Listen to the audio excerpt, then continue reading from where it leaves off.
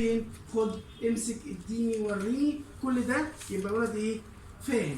بعد كده بيبدا ينتقل لمرحله ثانيه ان هو يبدا ان هو ايه؟ يتكلم. هو قدره الفرد على ايه؟ على نطق الاصوات، سواء كانت ايه؟ او القدره على الكلام، سواء كانت الحاجات دي كانت منطوقه او ايه؟ او مكتوبه. منطوقه او ايه؟ او مكتوبه. ودي محصله المفردات اللغويه اللي بيتعلمها مين؟ الطفل في بداية حياته. بيبدأ ياخد مجموعة من الكلمات، وبعد كده الكلمات دي بيكون فيها جمل بسيطة وبعدين جمل كبيرة وبعدين يظبط القواعد النحوية بتاعتها. وبعدين عندنا المرحلة البراجماتيكية، قدرتي أو قدرة الفرد على استخدام وتوظيف اللغة حسب الموقف. إنك أنت تعرف أنت هتقول إيه، هتقوله لمين، هتقوله إزاي، أنت تقوله الطريقة أو الأسلوب اللي أنا هقول بيها. كل ده هي ايه؟ مهاره براجماتيكيه، قدرتي على استخدام وتوظيف اللغه حسب الايه؟ الموقف، وان يكون عنده قدره على المبادره بالحديث، عنده قدره على اداره الحوار. كل دوت خاص بالمهارات الايه؟ البراجماتيكيه. طيب، وبعد كده اتكلمنا عن حاجه اسمها مكونات للغه. مكونات مين؟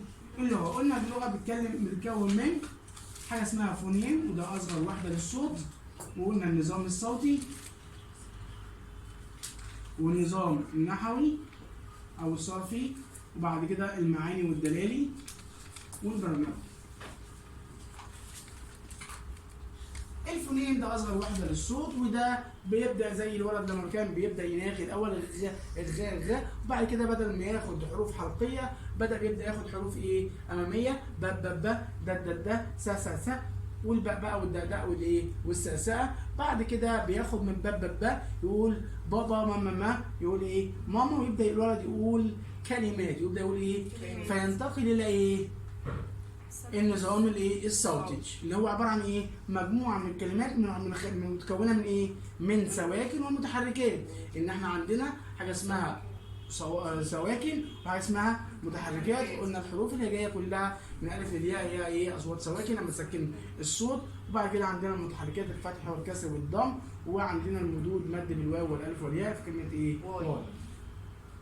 الدليل والمعاني، وطبعا بعد كده بنبدا بقى الكلمات دي ببدا ابني بيها ايه؟ جمل.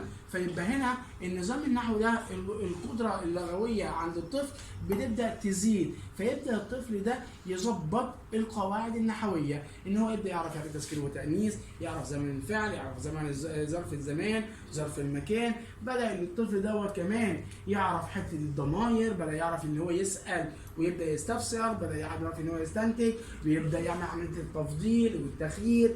كل الحاجات ديت ويشتغلها من النظام النحوي. بعد كده يروح للنظام، بعد كده النظام الدلالي